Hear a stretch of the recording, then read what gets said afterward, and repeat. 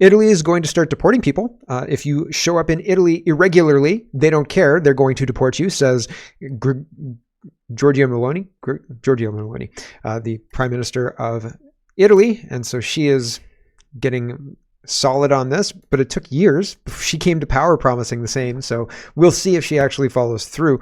Kamala Harris is doing very poorly indeed. The interview, she walks into some obvious traps. One of the best ones and most fun to watch, and we're going to watch it at the end of the show, is when the interviewer gets her to talk about how mentally unfit Trump is, and then asks her about Biden, and it's pretty good. So we'll watch that at the end of the show. Trudeau says he has all the names. So everybody it's like a TikTok meme going across the internet. Release the names, dummy. So it's pretty funny. And I'll show you all of that. And we're going to start there. The China inquiry bombshell dropped by the least credible prime minister in history. And so everybody is saying, hey, Justin Trudeau, release the names, man. So there's lots to get to. Let's get to it first. Andy Lee says, why didn't Morris Rosenberg have the names or David Johnston have the names? I guess this was just secret information that only Justin Trudeau had, even though he never received or read his security briefings. Great point, Andy Lee. iPolitics is quoting Trudeau, and I've got the video in a minute. Quote, I have the names of a number of parliamentarians, former parliamentarians, and or candidates in the Conservative Party of Canada who are engaged in or at high risk of, or for whom there is a clear intelligence around foreign interference. Right? Like, it's terrifying. Conservatives, you say, sir? Interesting. National Post says Trudeau says current and former Conservative parliamentarians engaged in foreign interference, which is interesting because, like, we've got Chinese spies in our government right now. Right now. This is the iPolitics with the quote, but I've got the video, so we'll just skip right to that. And here is Justin Trudeau talking about this. And Ryan says, look at this guy's eyes. This is how someone looks when they're making up a story. He is unwell, Trudeau. To just drop this information out of the blue is not only an act of desperation, but pretty despicable. Who can trust what this guy says? He reached a new low today with this. Yeah, I mean, I don't know that there's a bottom of the barrel that Justin Trudeau won't scrape, right? Like, here's Justin Trudeau trying to save his skin. Because I am Prime Minister and privy to all these informations, I have the names of a number of parliamentarians, former parliamentarians and or candidates in the Conservative Party of Canada who are engaged or at high risk of, or for whom there is clear intelligence around foreign interference. And I have directed CSIS and others to try and inform the Conservative Party leader to be warned and armed to be able to make decisions that protect the Did he just say armed? I mean, integrity of that party, of its members, from attempts at activities around foreign interference. And the decision by the leader of the Conservative Party to not get those classified briefings means that nobody in his party, not him, and nobody in a position of power knows the names of these individuals and can take appropriate action. Michael Chong did the security briefings for the NSICOP stuff. And there was another one as well, a high profile. Michael Chong's the shadow foreign affairs minister. No high profile people know the names. And like only Justin Trudeau knows the names. I know these names because I'm the prime minister and privy to these informations. Okay, cool. Release the names, right? Here is Stacey, and she points out there's a follow-up to this salacious bombshell. And the follow-up is this. It's quite well done. Here we go. Your salacious testimony earlier today, you mentioned that you're aware of the names of past and present Conservative parliamentarians, former parliamentarians, candidates that are in risk of being compromised by foreign interference. I'd like to ask you, are you aware of the names of any Liberal parliamentarians, former parliamentarians or candidates that are at risk of being compromised by FI? Yes, and for other parties as well, because I have access to large amounts of information. Right. You didn't mention those today, right? Got him, right? That's a nice little jab on the chin. Because, yeah, nailed it. right? Lori Goldstein says Trudeau's national security advisor testified at the foreign interference inquiry last week that there are, quote, no traitors in Parliament. Given that, what's Trudeau's source of intelligence indicating that there are conservatives engaged in foreign interference? Hey, the implication, of course, is that they're traitors, right? Bruce shares this one. Justin Trudeau admits Pierre Poilievre would be unable to speak about what's in the INSICOP report if Pierre got his security clearance. Here we go. You leveled some criticism and professed bewilderment at the leader of the CPC this morning not agreeing to receive a security clearance. Is that correct? Yes. Am I correct, sir, that Mr. Poilievre has said that the reason he does not wish to receive the security clearance is because he does not want to be constrained in terms of the use he can make of the information that he would receive? I don't believe that was his argument. I believe his argument was that he wouldn't be able to talk about the information he received. How is that different than what I just said?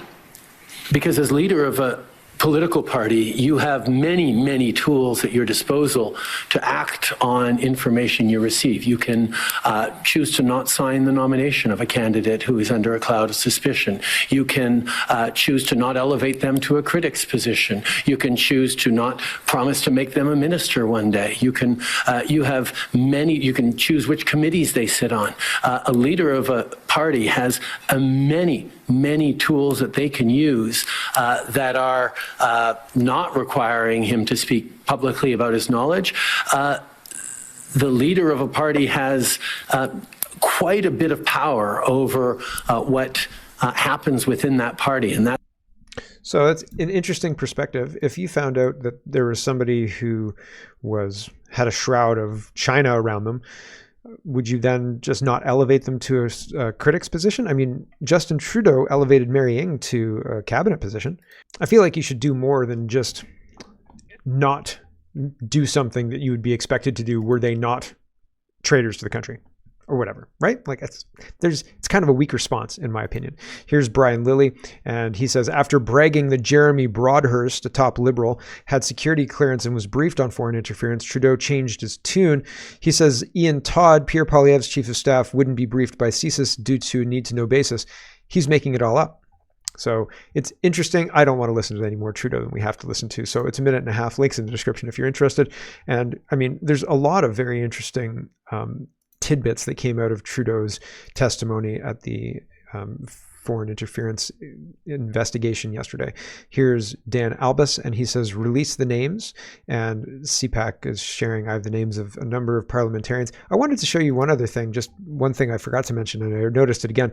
Her body language is absolutely, speaks volumes. It is closed off, crossed arms, frown. She doesn't believe him. She's kind of like off to one side. And I'm no behavior body language expert or anything like that. There are many of them, and I am not one of them. But to my layman's eye, she looks like she doesn't believe a word this slimy used car salesman is saying, right? So like pretty interesting. Pretty interesting.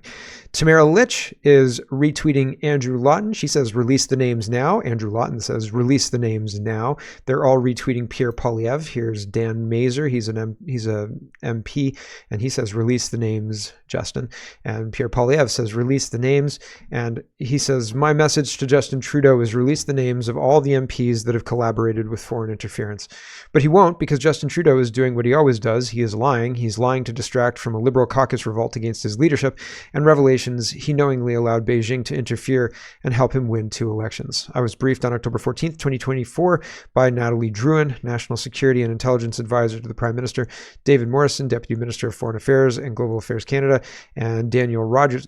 Global Affairs Canada are the people who were drinking $3 million worth of alcohol. Were they drunk when they briefed you, sir? Daniel Rogers, Director of CSIS, about the matter of foreign interference from India. The CSIS Act allows the government to offer information to any candidate or Canadian, about a specific risk of foreign interference without forcing them into sworn secrecy or controlling what they say. Maybe it's time for a call to CSIS, eh? Receiving a secret briefing would, according to Justin Trudeau's chief of staff, prevent a recipient from using the information in any manner, and even where that is not the case, briefing political parties on sensitive intelligence regarding an MP could put the leader or representative of a political party through a tough position, because any decision affecting the MP might have to be made without giving them due process. So there's more to this letter, but link is in the description. Fundamentally, Poilievre's calling Trudeau out and saying, release the names, release all the names. Kevin Vung picks this up as well. TikTok trend is continuing, and I'm sure there are more that I missed. I just grabbed a smattering of these things, but everybody's saying, release the names. I mean, not the Liberals, but other people. Tracy says, whoa, Justin Trudeau walked right into this one. He's in a corner now. It's going to get a lot messier. I mean, yeah, he's talking about, I have the names of the traitors, but I'm not going to tell you, right? So Toronto Sun says Poilievre accuses Trudeau of lying about Tories linked to interference. So the letter is saying he's a lying liar, and release the names. I don't know that he's saying that there are no Tories that are compromised or anything like that. Like, I think that Poilievre is saying that Justin Trudeau is lying more broadly about everything. I don't know that he's, hold on, let me read this again.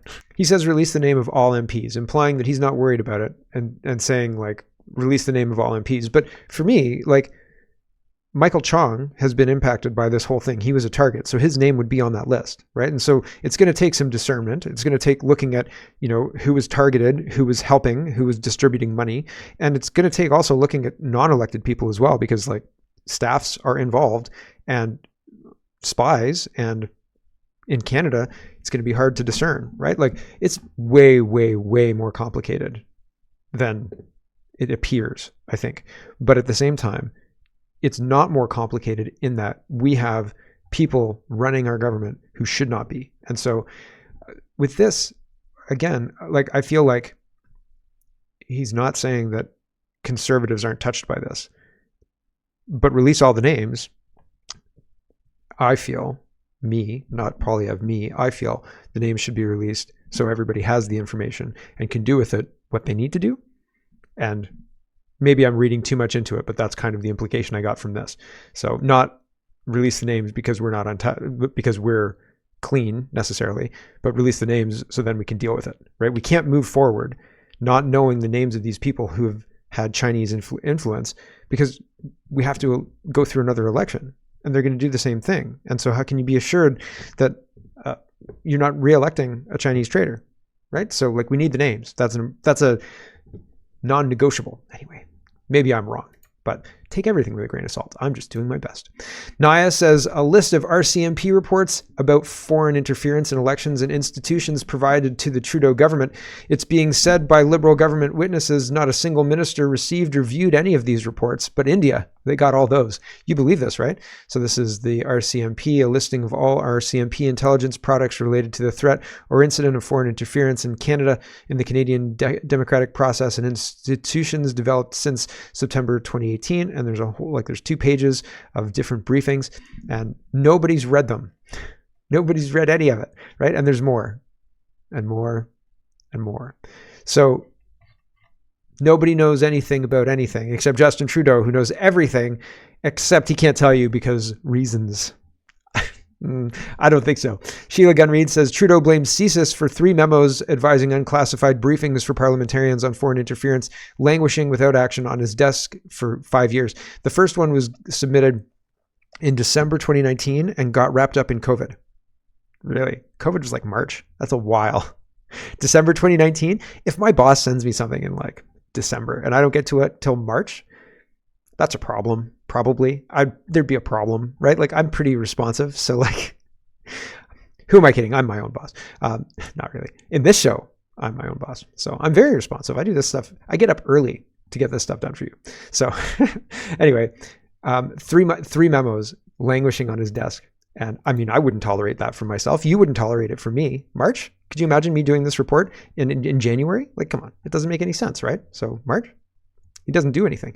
He's accusing Jordan Peterson of being a Russian stooge. And this is all in French, but I'll just read the part where it's talking about Jordan Peterson, talking about American bloggers and RT, not necessarily just American bloggers, but RT influencing some bloggers, not mentioning Cat Canada, right?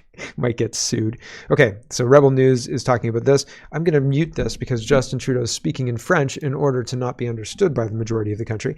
And he says, and once Ukraine was invaded, we saw many of these channels shift. Oh, darn. It changed before I could say it. Channels shift to pro-Putin propaganda. We see, as I just mentioned, we recently saw that RT is funding right-wing bloggers and YouTube personalities in North America, which I think that's kind of a made-up story, if you ask me. I'm waiting for it to get through. Sorry. I had to reset it.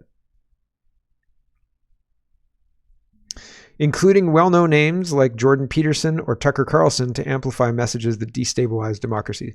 So Tucker Carlson and Jordan Peterson are being mentioned by the leaders of countries as people who are destabilizing democracies because of their evil free speech. Jordan Peterson says, hey, Russians, where the heck's my money? Justin Trudeau strikes again, whiffing at a foul ball.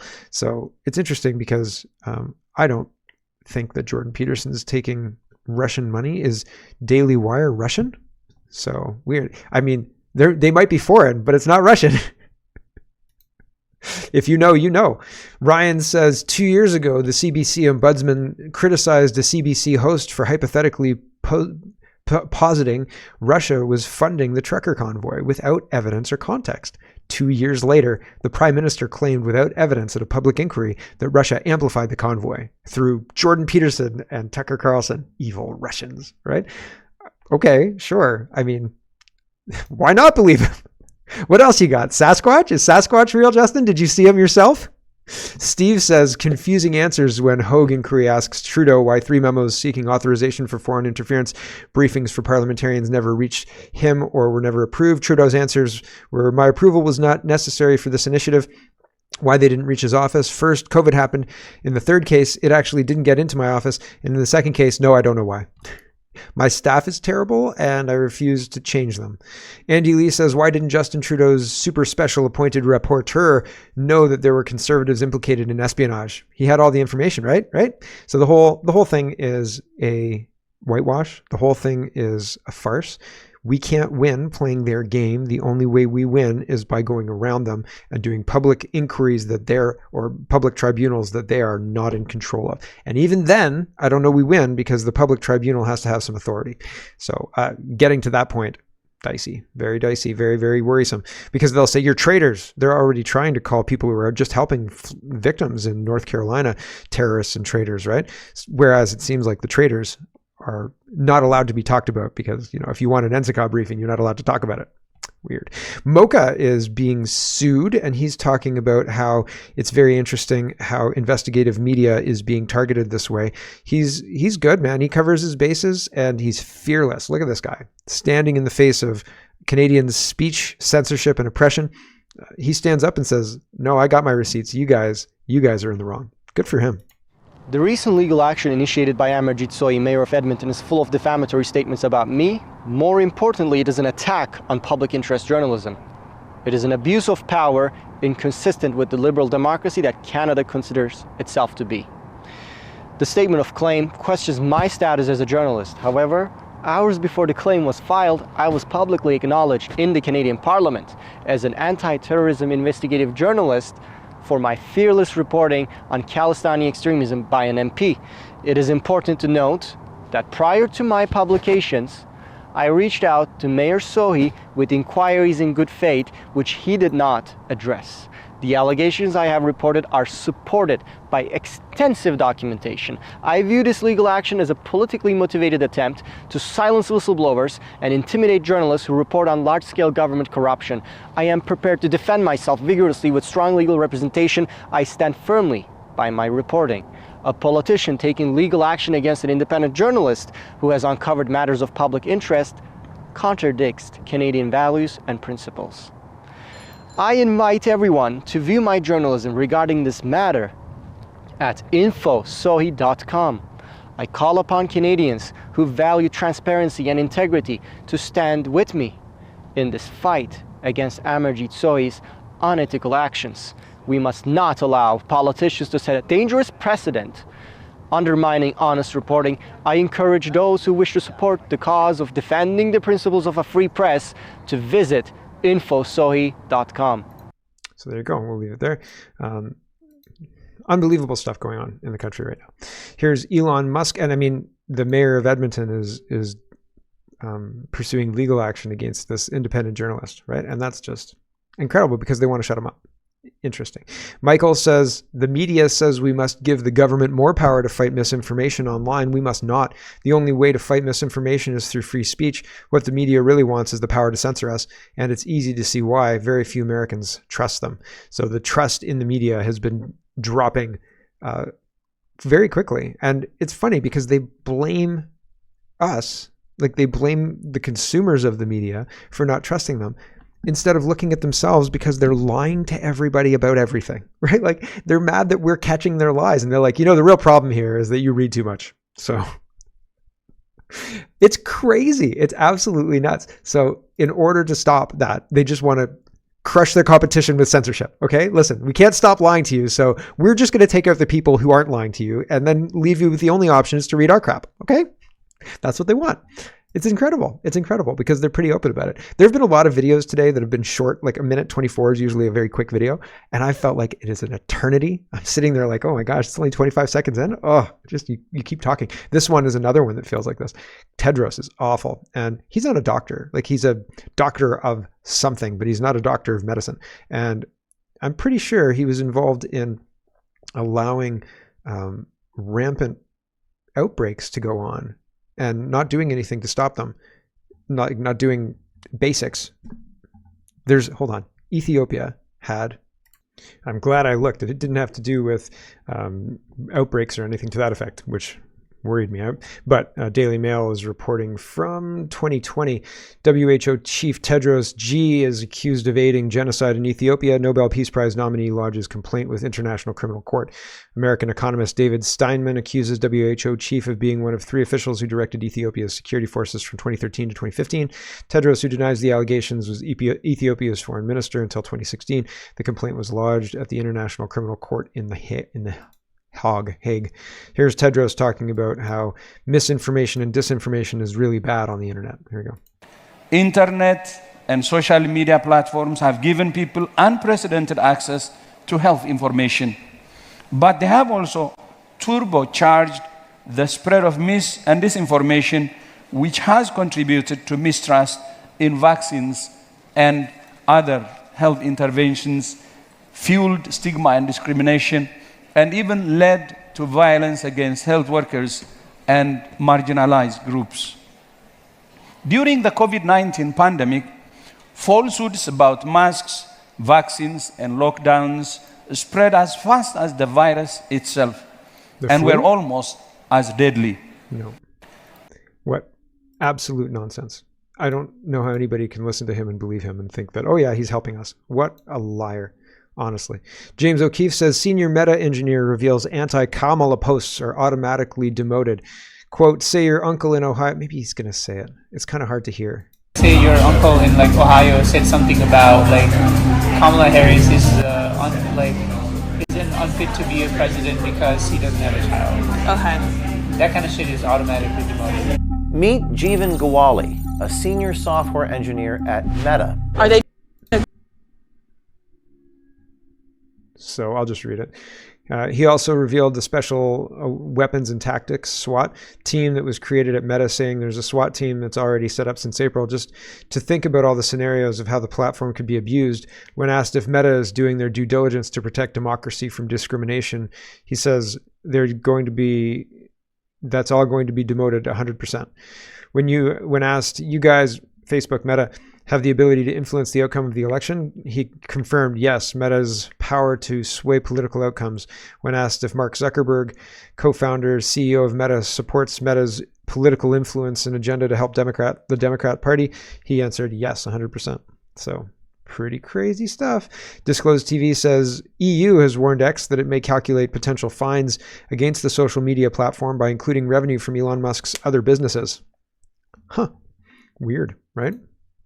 Weird. They want to censor you and bankrupt you just to make sure you can never challenge them again. Vincent says new terms in service on X. Interesting. They published this yesterday. Did you go and read what changed in the new terms in service? So one of the things that I'm paranoid about, paranoid is maybe not the right word. One of the things that I'm aware about is that Mark Zuckerberg and other CEOs and other people who are in the know about security, they have these fancy covers on their cameras, right? Like on their laptop camera. It's just like a slide up, slide down. I'm just covering my face right now. thing that you can change on your camera, so it doesn't watch you all the time. But you know what doesn't have that, right? Like your phone camera doesn't have that. Isn't that weird? So like I bought laptop covers that I can put over my phone camera, because what it can do is the phone has a clock, right? And so like whatever time is indexed, it knows what app you had running and what was on the screen during the time the app was running. It could maybe have your face. And if your face reacted to news that was like, oh, right? And you're like, oh my gosh, maybe an AI could say, okay, humans are surprised by this news information. That's a data point, right?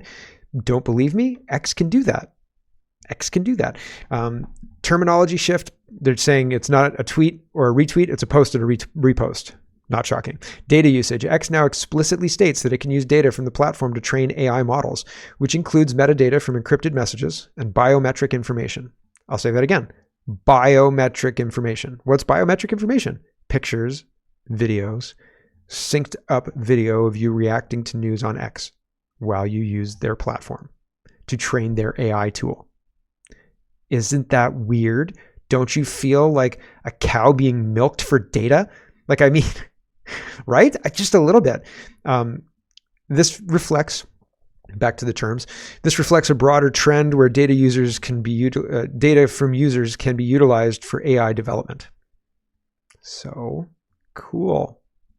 Content ownership and rights. There's been some concern about content, advertising, and monetization. The platform now focuses on monetizing through interactions. Really, the biotech thing was the thing I wanted to tell you about. So like, that's weird. It's something that I've speculated they could do, and they can't do it. So, and they are doing it. So be aware. Let's get into our grab bag of governance after half an hour. Christia Freeland says, last year I announced a Canada Growth Fund's inaugural investment in Evor. Today, I went back to see their progress scaling up their clean energy technology, which is creating good jobs and advancing Alberta's position as a clean energy leader. No, it's a geothermal company, and it's going to collapse when it doesn't have any more funding. Green companies are programs that are set up by the government to look like they're doing something, but all they do is provide people jobs, and the people in the jobs are frustrated because they can't actually make the job thing work, and nobody can actually make money. So then when the government funds run out, then the job runs out. But it's a well-paid job right now. Anne says you gave them $90 million for 77 employees, more than $1 million per employee. Wow. Holy cow. Do you have a link? I said. And she shared a link, and here it is, $90 million per employee. Calgary-based geothermal company Evor receives $90 million from feds to scale operations. The funding will accelerate the deployment of Evor's technology that provides clean baseload heat and power using a closed-loop geothermal system.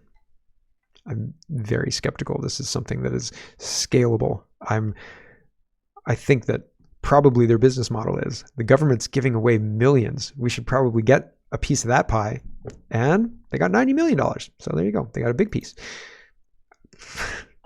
Waste of money? Yeah, I think so. I think that's going to bear out. Obama did the same thing with, I think it's Solaris, but it was a solar company, and he infused all this money. It was supposed to be this national solar company, collapsed months after. I think it was like 2 months after the big infusion of money. It was just like, nope, can't do it. Done. And the investors called in the debt, and like that was that. They were just wiped out. So it's just like that, except I think we're being fleeced for the tax dollars. So True North says, and I mean, the Americans were too, Obama, right? True North says Global Affairs Canada spent over $3 million in taxpayer funds on alcohol. The drunks, right? Like what? It's all going to Dominic LeBlanc. Global Affairs Canada has billed taxpayers over $3 million on booze alone for a little over 5 years.